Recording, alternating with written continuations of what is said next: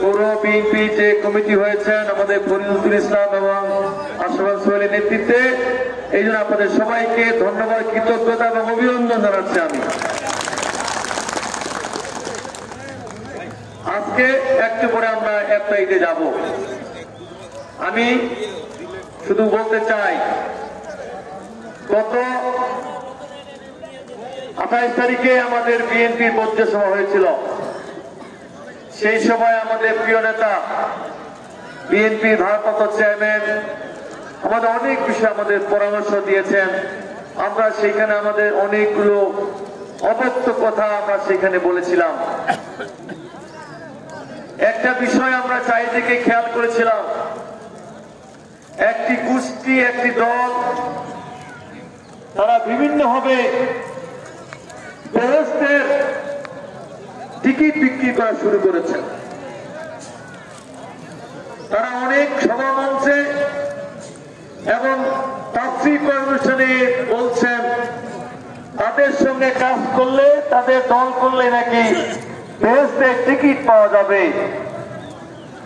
আমি আজকের ইফতার মাহফিল থেকে বলতে চাই, মহান রব্বুল আলামিন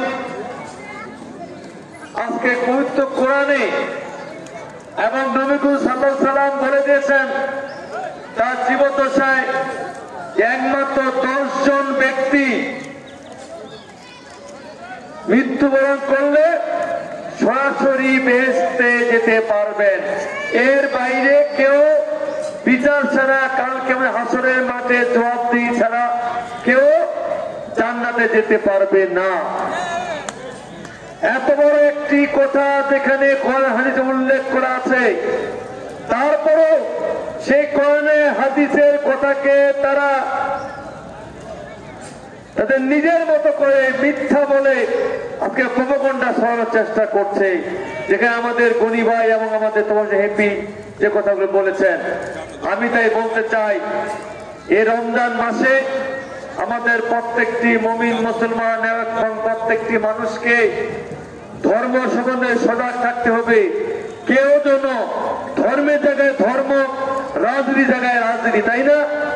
আমরা যেমন গত 26 তারিখে দেখলাম এবং 27 তারিখে চরমনাই পীরকে দেখলাম, সেইখানে একটি দলের জনসভায় সেখানে একজন মহিলা বক্তব্য দিচ্ছেন, সেইখানে কিন্তু ওই চরমনাই পীর কিন্তু কি বক্তব্য দিলেন, ওই সরাসরি বললেন ইসলামের নাম ব্যবহার করে ইসলামটা বাদ দিয়ে আগে একটি আপনি ওই মহিলাকে আপনার মঞ্চে তুলেন।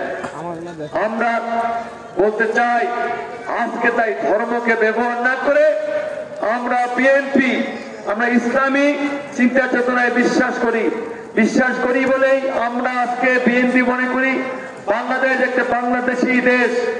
এই দেশে আমরা 90% মুসলমান, কিন্তু আমাদের ধর্মে আমরা সাম্প্রদায়িক নই। আমরা যে যার ধর্ম তাকে আমরা পালন করতে বলি এবং পালন করার ক্ষেত্রে তার যেটুকু সুরক্ষা দেওয়া দরকার সেটা আমরা করার চেষ্টা করি।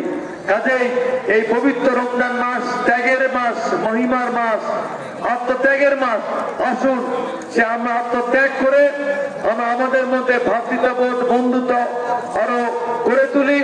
এবং আজকে দেবীগঞ্জের এত মানুষ আজকে আমরা বসে আছেন পৌর বিএনপি ইফতার মাহফিলে, সেই দেবীগঞ্জে আমরা এমন একটি পরিবেশ তৈরি করি সেখানে দেবীগঞ্জের মধ্যে ভ্রাতৃত্ববোধ সাম্প্রতিক এমনভাবে তৈরি হয়ে যায়, সেখানে আমরা সমস্ত ধর্মের মানুষ একসঙ্গে সুন্দর বসবাস করতে পারি। এবং দেবীগঞ্জে আমরা বিএনপি আমরা একটি ইমেজ তৈরি করতে পারি, যে ইমেজের কথা আমাদের প্রিয় নেতা তারেক রহমান বারবার আমাদেরকে নির্দেশনা দিচ্ছেন, অনুরোধ করতে আহ্বান করছেন। সেরকম একটি পরিবেশ আমরা মানুষের মধ্যে আস্থা তৈরি করি, যেখান থেকে এই দেবীগঞ্জ পৌর বিএনপির বা দেবীগঞ্জের সমস্ত মানুষ যেন আমাদের প্রতি আস্থা বিশ্বাস রাখতে পারে। ঠিক আছে, আমার কথা বোঝা গেছে? আপনারা কি সেইভাবে আমাদের পৌরসভার মধ্যে সেই আচরণটা করবেন? সেই আচরণটা করবেন, কথা দিলেন ইনশাল্লাহ। আল্লাহ তাআলা বলেছেন এই ইফতারি পুরো মুহূর্তে যদি কোনো বান্দা দোয়া করে, সে বান্দা সে দোয়া কবুল করে। আমি মনে করি সে একটার কোন মুহূর্তে আমরা সেই মহানব্বী সেই দোয়ার কবুল করব। আমাদের প্রিয় নেত্রী দেশ এবং খাজা থেকে যেন তাকে রোগ মুক্তি করে যেন দীর্ঘায়ু দান করেন। আমাদের প্রিয় নেতা বিএনপি ভাবছিলাম তারেক রহমানকে সুস্বাস্থ্য এবং দীর্ঘায়ু দিয়ে উনি যেন আমাদের মাঝে অতি দ্রুত সময় ফিরে আসতে পারেন। এবং আমাদের বিএনপি মহাসচিব আমাদের প্রিয় নেতা মির্জা ফখরুল আলম অসুস্থ, হাসপাতালে ভর্তি আছেন, তাকে যেন অতি দ্রুত সুস্থ করে আমাদের ফিরিয়ে দেন। আজকে যারা আমরা এই ইফতার মাহফিলে অংশগ্রহণ করেছি, আল্লাহ তাআলা আমাদের সবাইকে যেন এই পবিত্র রমজান মাসে আমরা যেন সুস্থ থেকে প্রতি রোজা যেন আমরা পালন করতে পারি এবং সেই সিয়াম সাধনা করার তৌফিক দান করুন। এবং আমাদের এই দেবীগঞ্জ পৌর বিএনপির মধ্যে পৌরসভার মধ্যে এমন একটি ইমেজ তৈরি করি, এই পৌরবাসী যেন আমাদের বিএনপির উপরে এবং বিএনপি দলের উপরে আস্থা বিশ্বাস স্থাপন করতে পারে।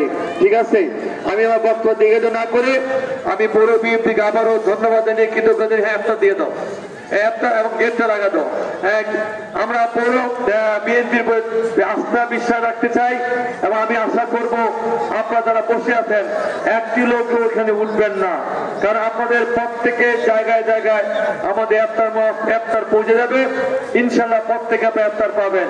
এই কথাগুলো বলে আমারও এই রমজান মোবারক জানিয়ে সবাইকে ধন্যবাদ কৃতজ্ঞতা জানিয়ে আমি আমার বক্তব্য শেষ করছি।